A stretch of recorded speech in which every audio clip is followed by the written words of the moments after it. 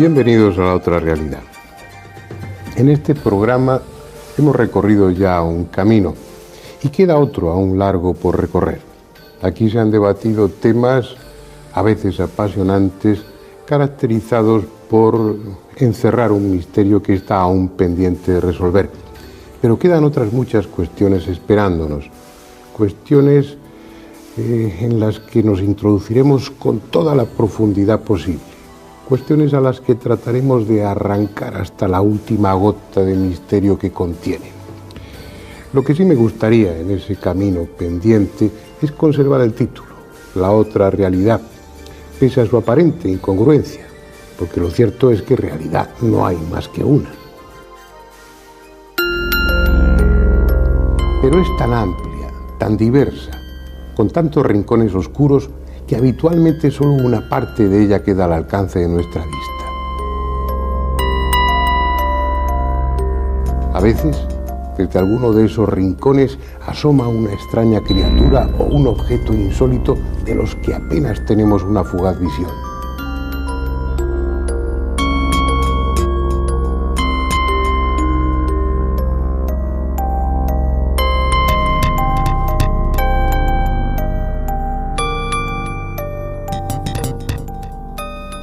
En otras ocasiones, esa realidad nos devuelve en forma de mito o de leyenda nuestros propios sentimientos, nuestros deseos o temores, nuestros demonios interiores.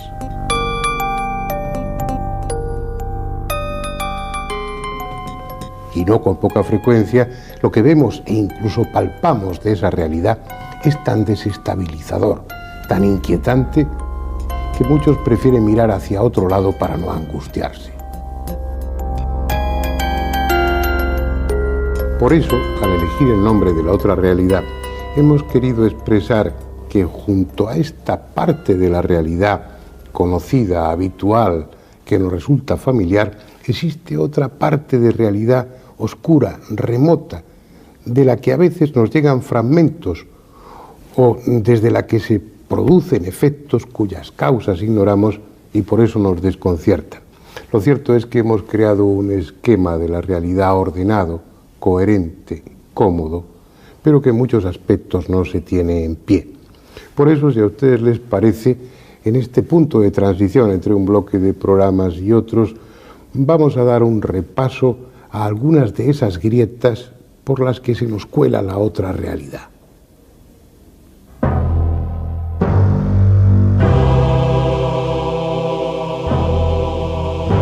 Puestos a comenzar por algún sitio, tal vez lo más adecuado sea el pasado, y de él lo que aparentemente conocemos mejor o nos resulta más familiar, el antiguo Egipto. Hace unas cuantas semanas nos referíamos a uno de sus misterios, quizá el más novelesco, el descubrimiento de la tumba de Tutankamón y la supuesta maldición que se cernió sobre quienes profanaron su descanso.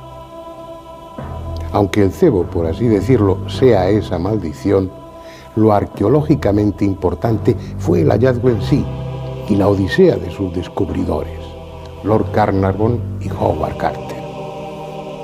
Si hubo maldición, actuó de forma extrañamente selectiva, porque mientras que Lord Carnarvon fue la primera víctima, Howard Carter, auténtico responsable del descubrimiento y el que más horas pasó dentro de la tumba y junto a la momia, murió de muerte natural muchos años después.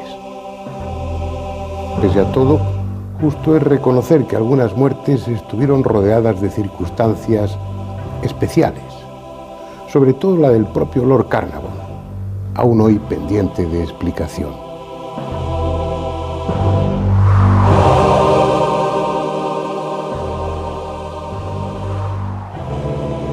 Debiera haber sido la primera víctima, pero llevaba tantos años obsesionado con el joven faraón antes de dar con su sepulcro, que tal vez se estableció un fuerte lazo entre los espíritus de ambos. O quizá estaba inmunizado tras décadas de excavar en el Valle de los Reyes. O no hubo maldición alguna y todo fue un cúmulo de fatales coincidencias.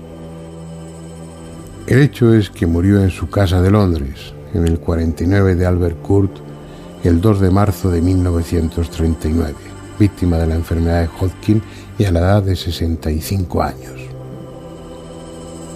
Desde entonces descansa pacíficamente en el cementerio de Putney Vale. No está momificado ni le enterraron con tesoros, así que es improbable que alguien turbe ese descanso.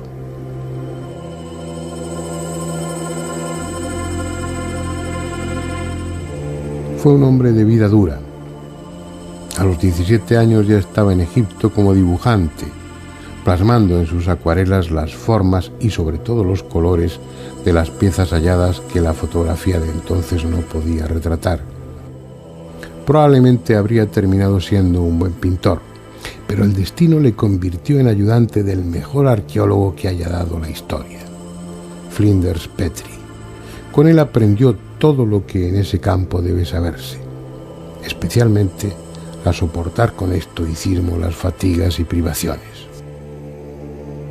El hallazgo de la tumba de Tutankamón fue la culminación de una larga carrera, el premio merecido tras más de 30 años de trabajo constante y perseverancia. Expiró en su cama 17 años después, lo que a juicio de muchos invalida la tesis de una maldición. Pero ¿acaso sabemos bajo qué reglas se mueven esas presuntas fuerzas sobrenaturales?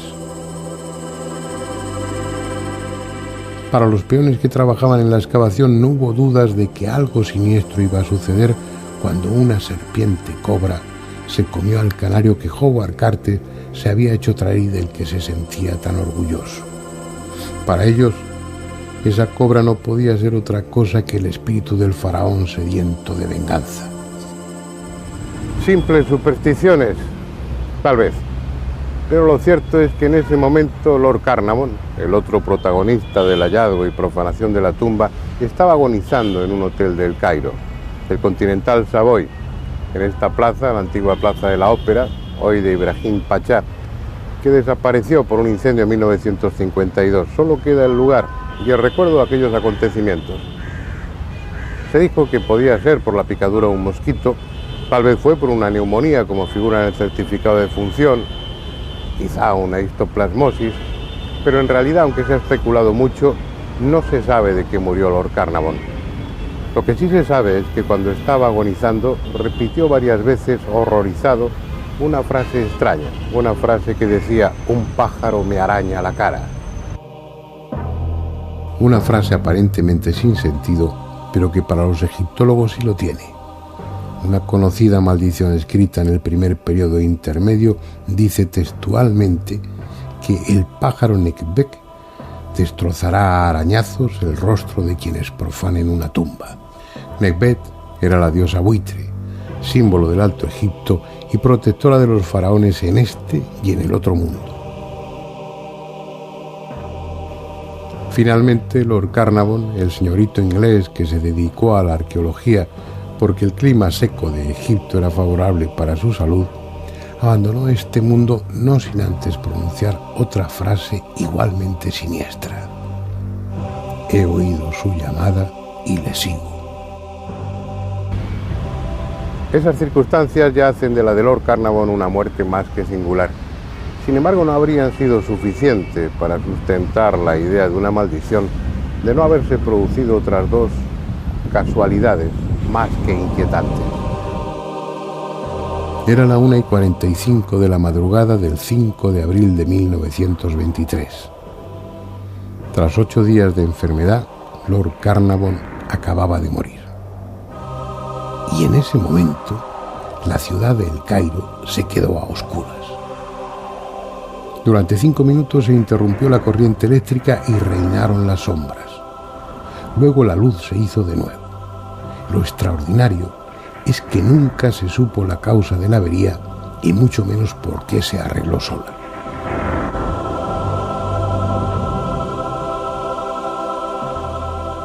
La otra casualidad es que a miles de kilómetros, en la casa solariega de los Carnarvon, en Highclere Castle, y en ese mismo momento, Susan, la perra Fox Terrier favorita del Lord, que incluso le había acompañado en algún viaje a Egipto, comenzó a aullar desesperadamente y al cabo de unos instantes cayó muerta como fulminada.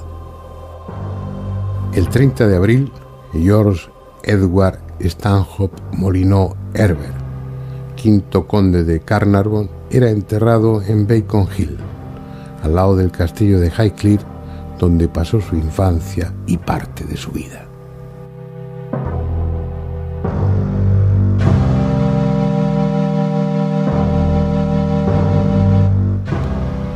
Si es cierto lo que muchos piensan, la muerte de Lord Carnarvon no fue un hecho aislado. Fue la primera de una larga lista sobre la que flotó ominosa la sombra de Tutankamón.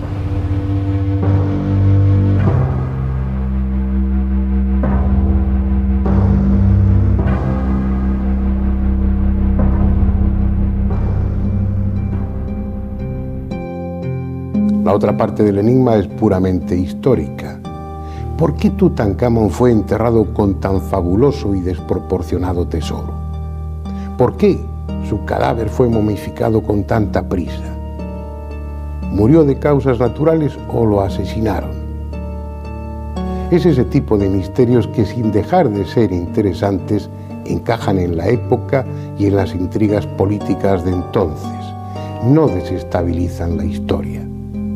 Lo que pasa es que en el caso del Antiguo Egipto, lo desestabilizador es precisamente su historia, sobre todo si nos remontamos a las primeras dinastías y aún más atrás.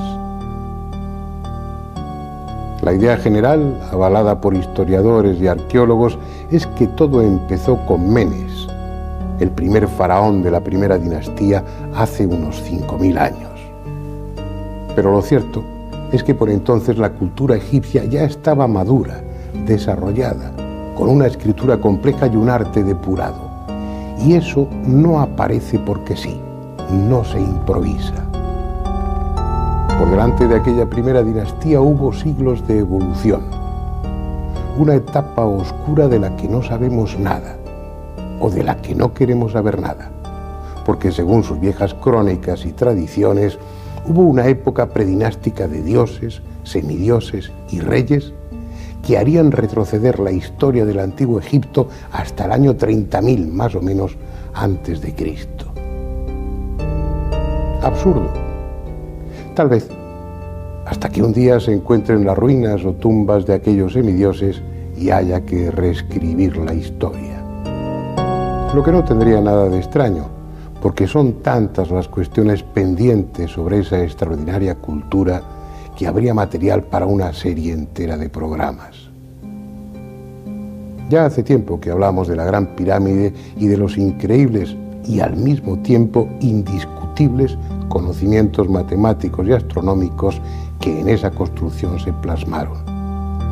Aunque quizá lo más asombroso sea la técnica que utilizaron para trabajar la piedra.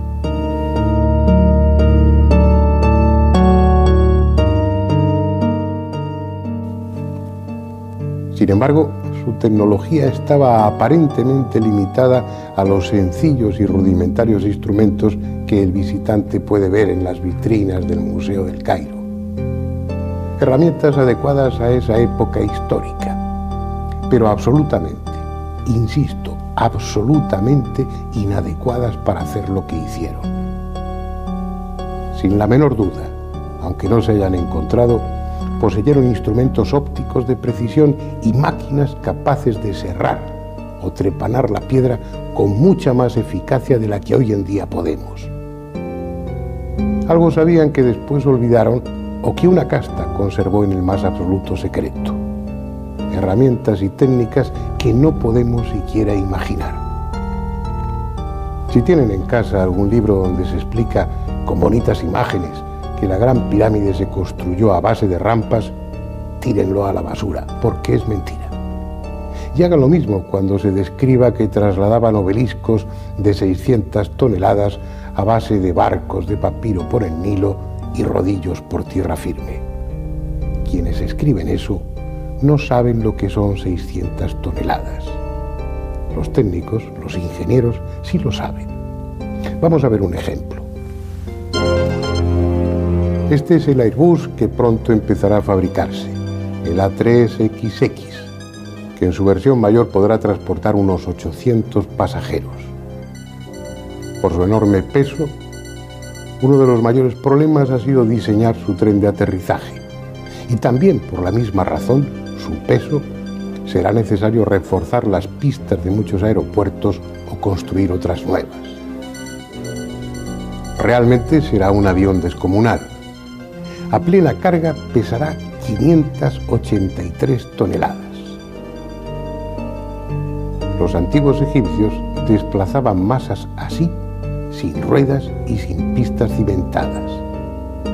Pero vayamos un momento a las canteras de Asuán. Allí está el obelisco inacabado.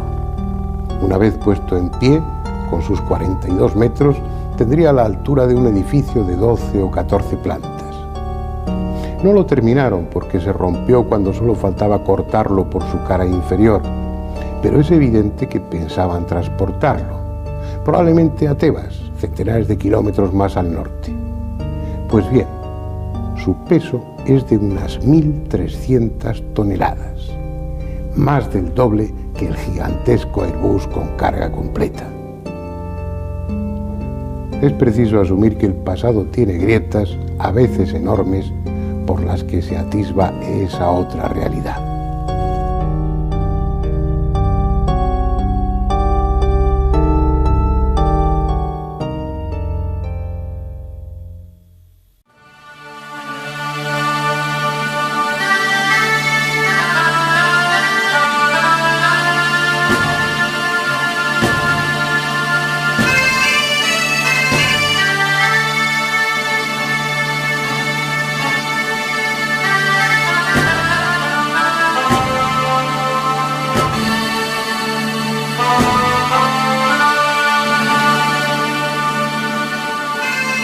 Quizá después de todo, los viejos dioses, al estilo de Yahvé, Viracocha o Huitzilopochtli, fueran reales. Aunque tuviese más de estrategas con tecnología sofisticada que de dioses en el sentido espiritual de la palabra. Es un tema del que nos ocupamos en su día, tal vez lo recuerde. Meterse en el terreno de los dioses puede traer complicaciones, porque aunque ya no estén entre nosotros, quedan las religiones que en torno a ellos hemos construido los hombres. Y al hablar de ese tema, es inevitable preguntarse si las religiones tienen algo que ver con ese presunto Dios universal que todas ellas pretenden monopolizar.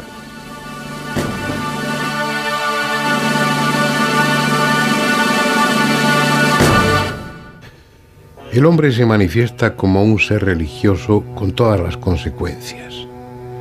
En nombre del Dios correspondiente, que por supuesto siempre es el único y verdadero, es capaz de los actos más sublimes y de las acciones más abominables. Como fenómeno individual, lo religioso da tanto de sí como lo dé la persona, y el hecho de pertenecer a una u otra iglesia y seguir una u otra doctrina no hace a los hombres mejores o peores de lo que son. Pero como fenómeno social, y sin remitirse a otra fuente que la historia, las religiones han sido desde siempre un mal negocio para la humanidad. Humanamente hablando, claro está. Asumidas como una beneficiosa tradición que hay que perpetuar y defender, hermanadas habitualmente con el poder cuando no son ellas mismas las que lo detentan, las religiones pasadas y actuales han sido y son consideradas esencialmente buenas y parte sustancial del alma de los pueblos, incorporando en sí mismas el orden moral y social necesarios para la solidez del Estado. No importa que sus fundamentos sean absurdos, que los dioses venerados resulten por lo general impresentables y que cada dogma de fe constituya un insulto a la razón. No importa, porque las castas sacerdotales han usado desde hace milenios los métodos de programación sectaria más implacables, implantando en los miembros bajo su influencia y en las edades más tempranas los principios y creencias que después les condicionarán durante toda su vida.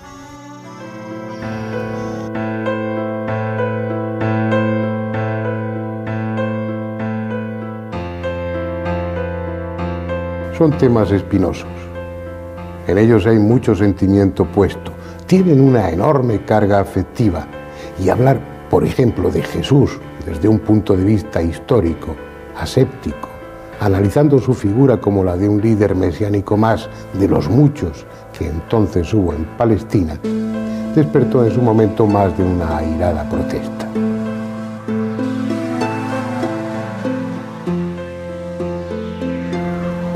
Pero aunque lícitamente tratemos de encajar las figuras religiosas del pasado en su contexto histórico, dentro de la realidad tangible y razonable, lo cierto es que también aparecen esas grietas por las que la otra realidad, la extraordinaria, se deja ver con rotundidad y para desconcierto nuestro. Y si no, ahí está la llamada Sábana Santa de Turín para demostrarlo.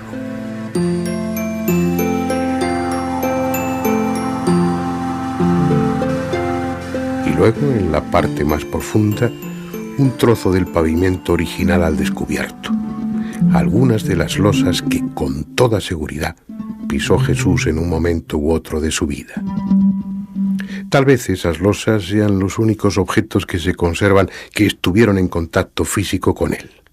Solo tal vez, porque en una capilla a 2.800 kilómetros de aquí se venera una desconcertante tela que, según todo parece señalar, envolvió su cuerpo y ha guardado, nadie sabe cómo, cada detalle de la atroz tortura y de la ignominiosa muerte que, según la tradición, sufrió.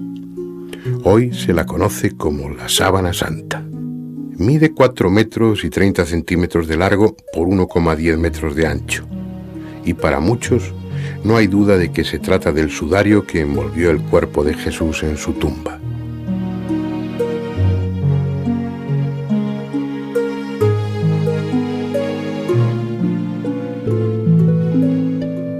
Pues bien, la datación por el método del carbono 14 de las muestras cortadas de la Síndone en 1988, realizadas por 3 laboratorios diferentes bajo la coordinación del profesor Michael Titt en el Centro de la Fotografía, ante la fachada del Museo Británico, arrojó el sorprendente resultado de que tales muestras analizadas pertenecen al siglo XIV.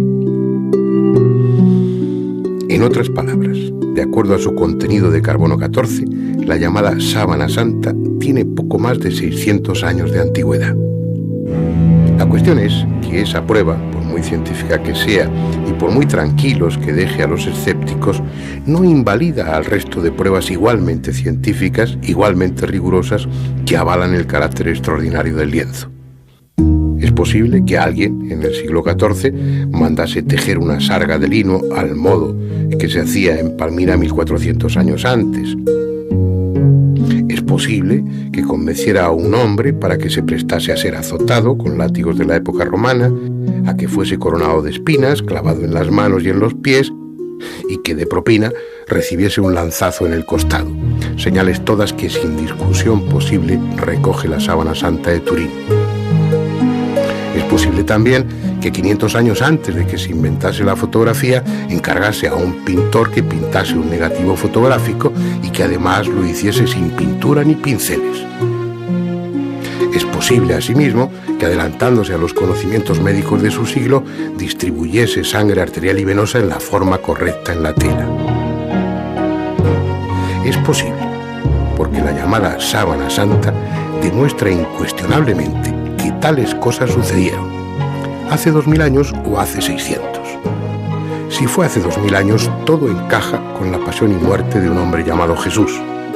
Si fue hace 600 años, es que existió otro personaje igualmente singular, del que no tenemos noticia, otro hombre que sufrió idéntica tortura y muerte y que, una vez amortajado con ese sudario, emitió una energía, una radiación tan intensa y súbita que chamuscó las fibras superficiales de la tela respetando el resto. Y es que tal vez sea esa la clave que haga coherente la datación del carbono 14 con el resto de las pruebas. Al ir eliminando las posibles causas que habrían podido producir la imagen del lienzo, en este momento la única que prevalece es la de una energía no calorífica, emitida de dentro a afuera, que oxidó la celulosa del tejido y lo rejuveneció con un aporte masivo de neutrones. Las características de la imagen señalan que esa radiación procedió del cuerpo que estaba envuelto, que fue instantánea, y que, para los más audaces de los investigadores, se produjo coincidiendo con la desaparición, desmaterialización o llámese como se quiera, de ese cuerpo. Nuestros conocimientos avanzan, nuestras técnicas se perfeccionan. Hasta ahora han permitido comprobar el carácter extraordinario del sudario. Dentro de unos años, probablemente nos permitan saber qué fue exactamente lo que sucedió con el cadáver que envolvía.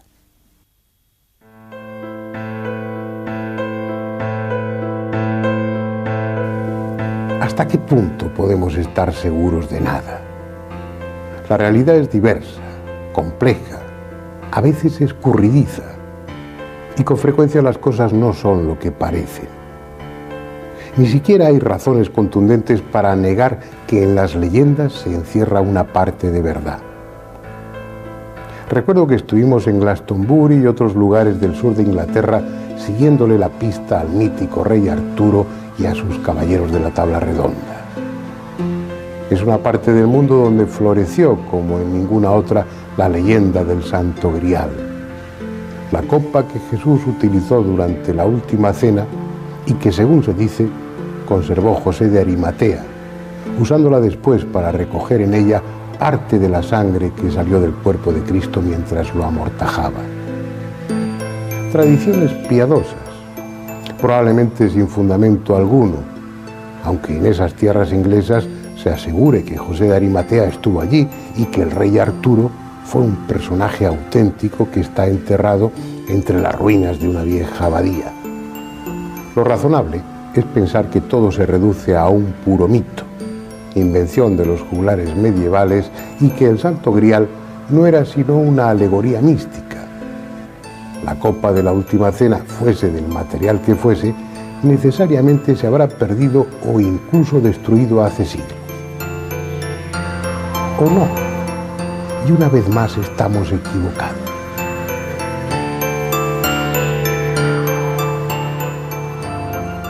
El 18 de marzo de 1437, 38 años después de haber dejado San Juan de la Peña, el cáliz que presuntamente se usó durante la última cena fue entregado para su custodia a la Catedral de Valencia por decisión del rey Alfonso V el Magnánimo, y allí se conserva desde entonces. Durante mucho tiempo, junto a las demás reliquias, en la llamada Capilla de Reliquias de la Catedral, hasta que en 1916, en el día de la Epifanía del Señor, se trasladó solemnemente a la Sala Capitular Antigua, en la misma catedral, donde desde entonces se encuentra. Allí el visitante puede ver un magnífico retablo renacentista cuajado de relieves que representan escenas del Antiguo y del Nuevo Testamento. En el centro de ese retablo, un pequeño templete neogótico acoge al cáliz, que por razones de seguridad está protegido por un grueso cristal blindado. Como es lógico, una reliquia de tal valor para el cristianismo ha sido siempre objeto de veneración por parte de los fieles, pero al mismo tiempo, ese valor espiritual e histórico limita sus apariciones en público fuera de la sala donde se custodia. 2 veces al año es cuando los actos en torno al Grial adquieren especial solemnidad. Una es el Jueves Santo y la otra, a la que estamos ahora asistiendo, el último jueves de octubre, fiesta anual de la Cofradía del Santo Cáliz, fundada en 1951. Retirado de su urna en la Sala Capitular Antigua por el encargado de su custodia y en presencia de 2 sacerdotes, el cáliz se traslada procesionalmente hasta el altar mayor. Después se celebra la Eucaristía, presidida en esas ocasiones señaladas por el arzobispo de Valencia, o en su ausencia por alguna alta jerarquía de la Iglesia, con la asistencia del cabildo, una nutrida representación del clero regular y secular, miembros de la Real Hermandad, de la Cofradía del Santo Cáliz y fieles devotos. A continuación, el ceremonial incluye el rezo de las preces reglamentarias al Santo Grial y, por último, una procesión claustral y de retorno a su capilla mientras se entonan los llamados gozos al Santo Cáliz. Un ritual solemne, como corresponde a la importancia de la reliquia, presumiblemente la misma copa que Jesús utilizó al instituir la Eucaristía durante la última cena. La copa es solo la parte de arriba. Está tallada en ágata cornalina oriental y los estudios realizados han permitido deducir que corresponde al periodo entre el siglo II a.C. y el siglo I de nuestra era. Igualmente, los expertos consideran que su factura es propia de algún taller de Egipto, de Siria o de la misma Palestina. Características que la sitúan en la época y en el entorno correctos para ser lo que la tradición afirma que es, el Santo Grial. El resto, en oro burilado, y el pie, también de ágata, fueron añadidos después, probablemente cuando salió de San Juan de la Peña y estuvo en las capillas reales de la Corona de Aragón. 26 perlas, 2 esmeraldas y 2 berilos realzan su aspecto, aunque nada añaden a su valor espiritual. Así pues, es casi seguro que ese grial buscado por los caballeros medievales sea el que se conserva en la Catedral de Valencia. El otro grial, el místico, está en el interior de cada uno. Por eso resulta mucho más difícil llegar hasta él. Creo que debiéramos dar un repaso a las leyendas con menos soberbia cultural, con menos prejuicios. Igual nos llevábamos alguna sorpresa. En la misma época en la que nadie dudaba de la existencia del Santo Grial, se prodigaron otras muchas leyendas que aludían a criaturas fantásticas. Ogros, hadas, dragones, unicornios. Cualquier persona culta sabe que son eso, leyendas, y que carecen totalmente de fundamento. Pero nosotros decidimos tomar una de ellas, la del unicornio, y prescindiendo de prejuicios culturales, tratar de descubrir cuánto de verdad había en ella, si es que había algo. Cuando menos pensamos, sería un buen pretexto para viajar y conocer otras tierras. Al final, resultó que el unicornio sí era real, aunque su especie se extinguiera hace unos pocos miles de años. Y es que tal vez muchas leyendas se basan en hechos auténticos, y esas criaturas fantásticas de las que aún se sigue hablando entre estas gentes hayan existido. E incluso sigan existiendo, como el célebre Yeti, el abominable hombre de las nieves al que en su día iremos a buscar, porque según el testimonio de muchos viajeros, aún no ha desaparecido. Cuéntame cómo fue tu encuentro con el Yeti, cuándo, dónde, qué fue lo que dijiste, todos los detalles que recuerdes. Fíjate, forma parte de unos recuerdos duros, difíciles, en la que lo del Yeti fue algo incidental, curiosamente, porque yo aquel año, ya el año 1973, en la época posmonzónica, después de los monzones, había hecho un tiempo que no se recordaba tan malo nunca en el Himalaya. Yo estaba solitario, es decir, yo iba solo, con mi Sherpa, Dava Haizen, ya desaparecido, y íbamos a intentar el Annapurna. Él se quedaba en el campamento base y yo iba a intentar el Annapurna en solitario. El Annapurna es el pico más peligroso del Himalaya, el que lleva casi el 50% muertos de los que han estado, el 50% ha muerto. De los 100 que han estado en la cumbre, o 110, el 52% víctima de las avalanchas. Y entonces yo había sido víctima de una tremenda avalancha, me había librado, bueno, gracias a la providencia o a los dioses o a Dios, cada uno con arreglo a sus creencias.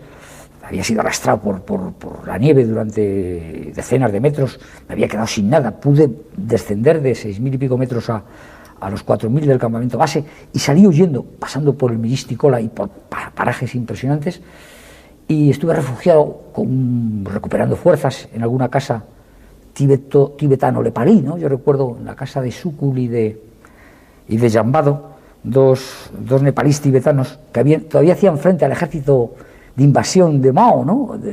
Con unos fusiles viejísimos. Luego fueron... recuerdo que ella practicaba la poliandria, se practicaba la poliandria en la familia, ¿no? Es decir, los hermanos de él, ella había venido de lejos. salí de aquella casa después de 3 o 4 días, cuando pude cruzar los torrentes, épocas monzónicas muy violentas, y recuerdo que ya recuperado me interné, después de bajar todos aquellos precipicios preciosos, me interné en el bosque de Lete, y era el atardecer, un bosque muy tupido que hay, camino del Kaligandaki, el cañón más profundo de la Tierra, entre la Annapurna y el Dhauladgiri, que son 2,8 millas colosales, entonces entre medias el Gandaki, camino del Gandaki en el bosque de Lete, no se me olvidará nunca, era el atardecer, era muy oscuro porque era un bosque, yo ya había encendido mi lámpara frontal, venía recuperado físicamente, después de esos momentos difíciles y en las que la mente, pues efectivamente, puede ver otras instancias de la vida o de la conciencia, ¿no? Y ahí es cuando la luz me la devolvió dos ojos que brillaban a 6-7 metros, no más, un poco más allá del pasillo, entre árboles. Y es cuando yo vi aquel ser asustado, fueron fracciones de segundo, podéis imaginarlo, porque la luz debía asustarle. Él vi perfectamente porque yo le estaba alumbrando casualmente con la linterna, no lo esperaba. Yo no soy miedoso y voy entre los bosques sin ningún problema. Sé que allí no te puede atacar nadie, porque allí no hay bandidos de noche, vamos, los bandidos están más de día, no van a estar pasando tanto frío. Y fue una visión para mí impresionante, pero que una vez vista dije, el Yeti, es decir, no podía ser más que el Yeti.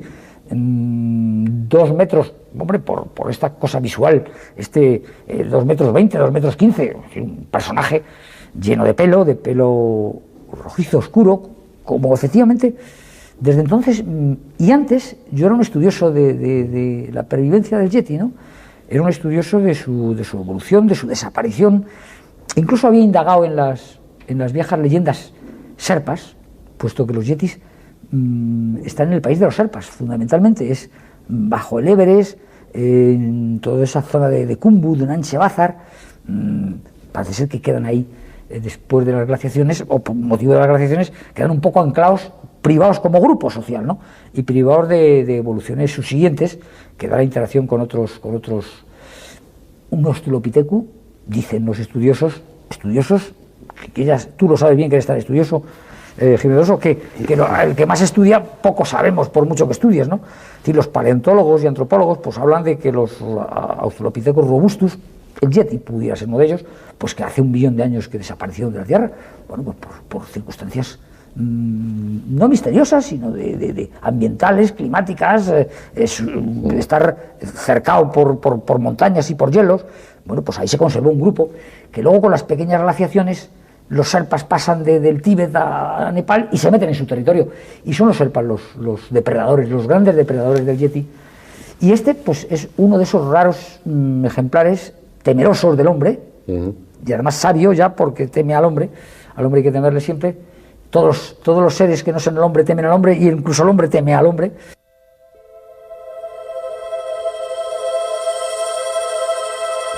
En este camino realizado también hemos descorrido parcialmente esa invisible cortina que rodea a la realidad cotidiana para escuchar y ver a aquellos que supuestamente han cruzado al otro lado. El camino iniciado por Jürgenson y Raudive fue seguido inmediatamente por decenas de investigadores y más tarde por aficionados de todo el mundo. A estas alturas, el número de psicofonías grabadas puede contarse por millones. Aunque el origen de estas voces misteriosas sigue siendo objeto de encendidos debates, para muchos, quizás la mayoría, se trata de sonidos procedentes del mundo de los muertos. Sin embargo, en contra de lo que pudiera pensarse, los cementerios no son el sitio más adecuado y los resultados en ellos obtenidos son escasos. Más bien da la impresión de que estas grabaciones guardan relación con los sentimientos que experimentaron en vida los que ahora están muertos. Por eso es más fácil obtener psicofonías en casas abandonadas, ruinas y otros lugares que en tiempos fueron escenario de sufrimientos, de tragedias, de muertes violentas. Vayamos a algunos de esos emplazamientos en los que grabar este tipo de voces es, si no habitual, por lo menos frecuente. Durante el reportaje incluiremos algunas de las psicofonías allí conseguidas, Para una mejor audición, en cada ocasión se oirán repetidas 2 o 3 veces.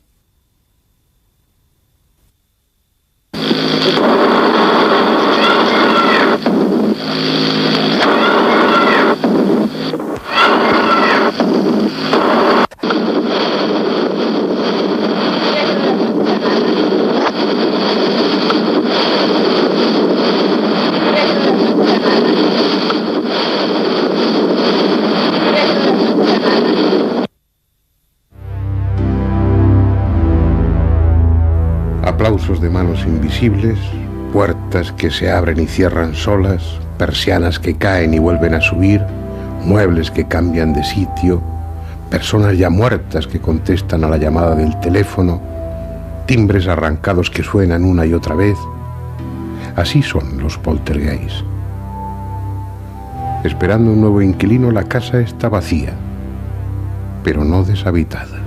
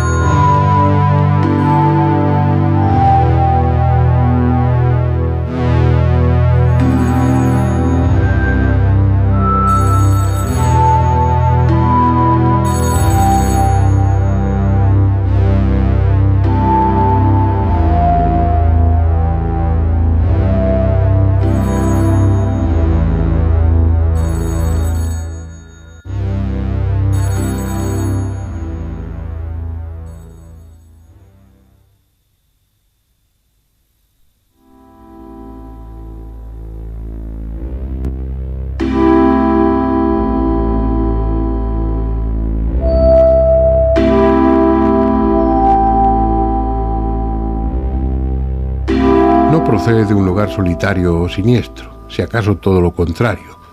Fue tomada en París en agosto de 1993 por una turista española, Raquel Cantero. Se trata de una más entre las muchas fotografías que hizo durante el viaje, en este caso de las que tomó del exterior de la Catedral de Notre Dame. Esta es la fotografía. La cámara utilizada fue una Chinon y la película Polaroid Color HD 2 de Cienasa. Ni ella ni su acompañante notaron nada extraño en la fachada que acababan de fotografiar y continuaron su recorrido por París. Ni siquiera al revelar las fotos ya en España se fijaron en un detalle que ustedes tal vez ya han observado. Fue pasado el tiempo cuando descubrieron que en la fotografía había un personaje. Véanlo ahora con más detenimiento. Está allá arriba, en una de las torrecillas que rematan los contrafuertes. En su día estudiamos concienzudamente el negativo junto con el resto del carrete. No hay manipulación alguna. Una figura, aparentemente dotada de luz propia, casi fluorescente, parece estar observando la ciudad desde lo alto. Si uno pone algo de imaginación, puede distinguir la peluca blanca y el atuendo de alguien perteneciente al siglo XVII o XVIII. Es sin duda la fotografía auténtica de un fantasma, sean lo que sean los fantasmas.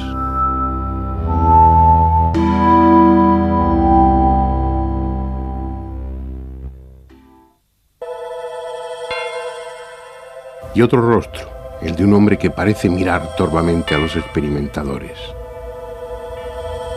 Se va, se desvanece, vuelve un instante y de nuevo ahí, formado en la señal de fondo.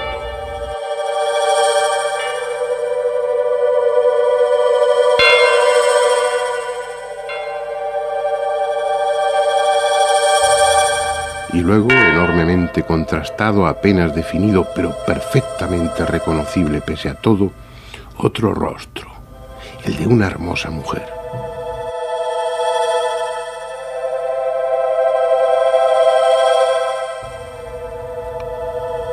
Ahora en la pantalla aparecen luces, breves relámpagos que luchan por permanecer, por confluir en luces más grandes, más persistentes. Después, por fin, un fogonazo que cubre toda la pantalla y durante un instante, el mismo rostro de mujer, bellísimo, fascinante, como si durmiera el más dulce de los sueños.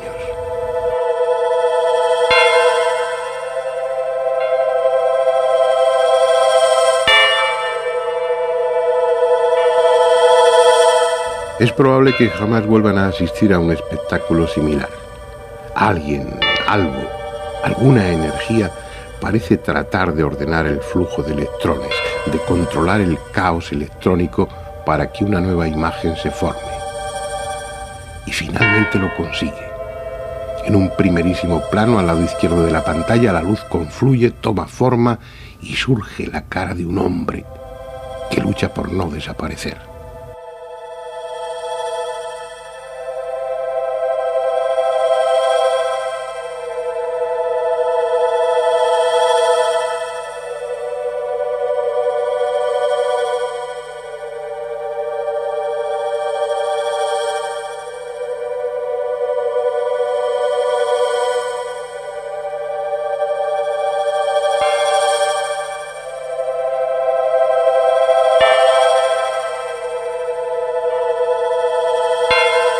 Nuevos flashes como minúsculos relámpagos y la fuerza, esa fuerza desconocida, pugnando por dominar la luz, por ordenarla y conformar otro rostro.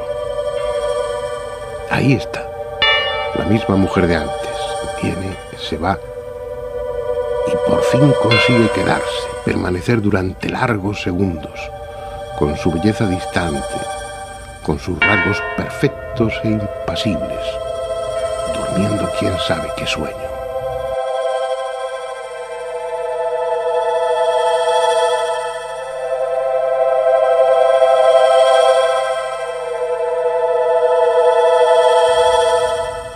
A veces la pantalla queda en negro, como si nada fuera a suceder, hasta que alguna pequeña y breve luz aparece, como lejano resplandor de un campo de batalla. Luego serán otras y otras más. Algún fogonazo que inunda la pantalla, un rostro que apenas permanece una fracción de segundo y de nuevo la oscuridad, interrumpida por destellos ocasionales.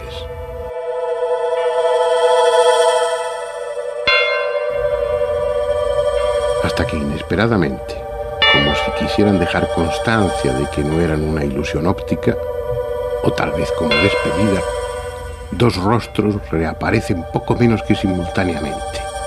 Casi no da tiempo a verlos. Uno tiene la impresión de que hubiera sido su último esfuerzo. Pero aún habrá lugar para otras dos apariciones. Los parpadeos de luz que parecían haberse agotado encontrarán fuerzas para manifestarse otra vez y confluir en dos, quizá tres, caras definidas, indiscutibles, a pesar de su brevedad.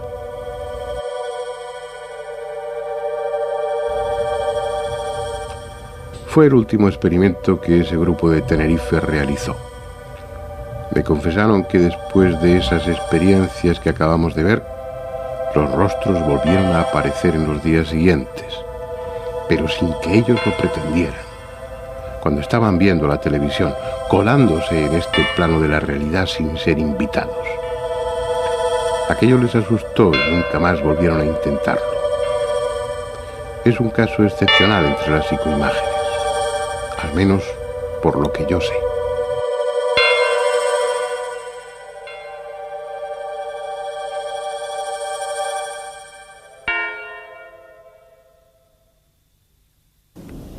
Habrá que volver sobre ello, conocer nuevos casos, profundizar aún más, porque si esa otra parte de la realidad es lo que parece ser, es que se está abriendo ni más ni menos que una puerta entre este mundo y el mundo de los muertos.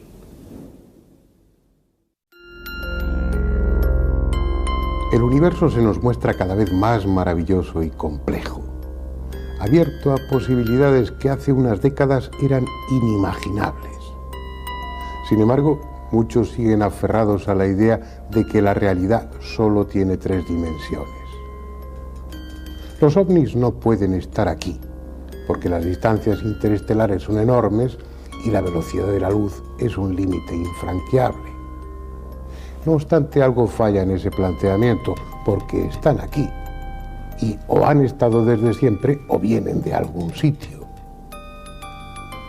Aunque tengan pruebas más que suficientes de su existencia, las autoridades evitan reconocerlo oficialmente.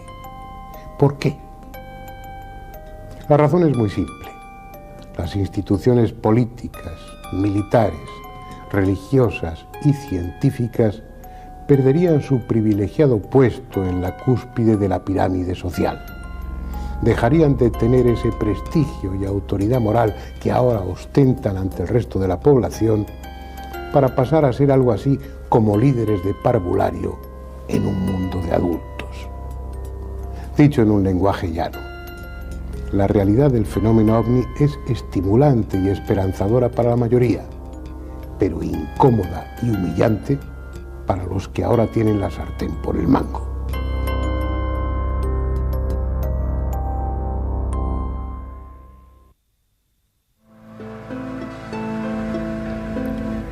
Sin embargo, las cosas no han cambiado tanto. Aviones y cohetes responden al mismo principio aerodinámico. Motores que les impulsan en una sola dirección a costa de quemar combustible, tanto más cuanto más rápido o más lejos queramos ir. Eso es lo que por el momento sabemos hacer. Y es mucho para tan poco tiempo. Esa es la técnica que utilizamos, la única que debiera mover a los vehículos que vuelan sobre nuestro paisaje. Pero no es así. Hace más de 50 años que los medios de comunicación vienen haciéndose eco de la presencia de otras naves, de otros aparatos distintos, insólitos, que respondiendo a técnicas y fuentes de energía absolutamente ajenas a las nuestras, surcan también el cielo.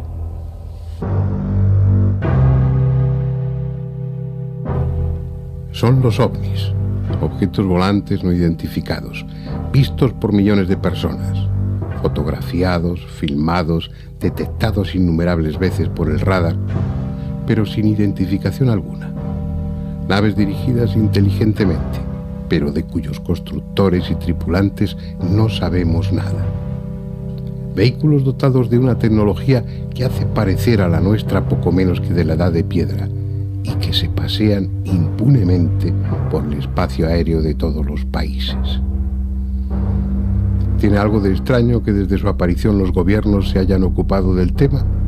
¿Puede a alguien sorprenderle que esos mismos gobiernos guarden en secreto toda la información que sobre esos objetos han acumulado? ¿Hay alguien tan ingenuo que crea que de tener en su poder una de esas naves estrelladas nos lo iban a contar?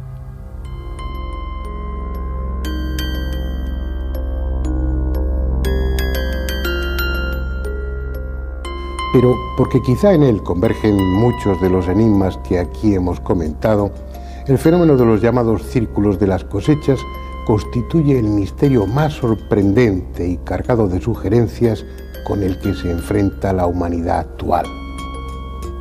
Como con otras cuestiones, desde los medios de comunicación y al dictado de lo que algunas instituciones consideraron más conveniente, se ha intentado manipular, silenciar y desprestigiar el tema atribuyéndolo a la broma de 2 jubilados. Pero como veíamos hace unas semanas, las características de esos diseños, su complejidad, su contenido simbólico, matemático, astronómico y su forma de aparición reflejan de manera tan contundente y abrumadora que nos hallamos ante algo extraordinario de origen no humano, que la explicación de los 2 jubilados puede pasar a la historia como la mayor estupidez que jamás hayan divulgado las agencias informativas. Han estado ahí, en los campos de trigo o de cebada. Han desaparecido tras la siega para volver a aparecer a la primavera siguiente. Así, década tras década, cada vez con diseños más elaborados, más rotundos, más directos. Son, sin duda, fragmentos de un mensaje aún incompleto. Pero tal vez no haya que esperar mucho más, porque ellos, los hacedores de los círculos de las cosechas, están siendo cada año más claros y explícitos, como si pensaran que ya ha llegado el momento.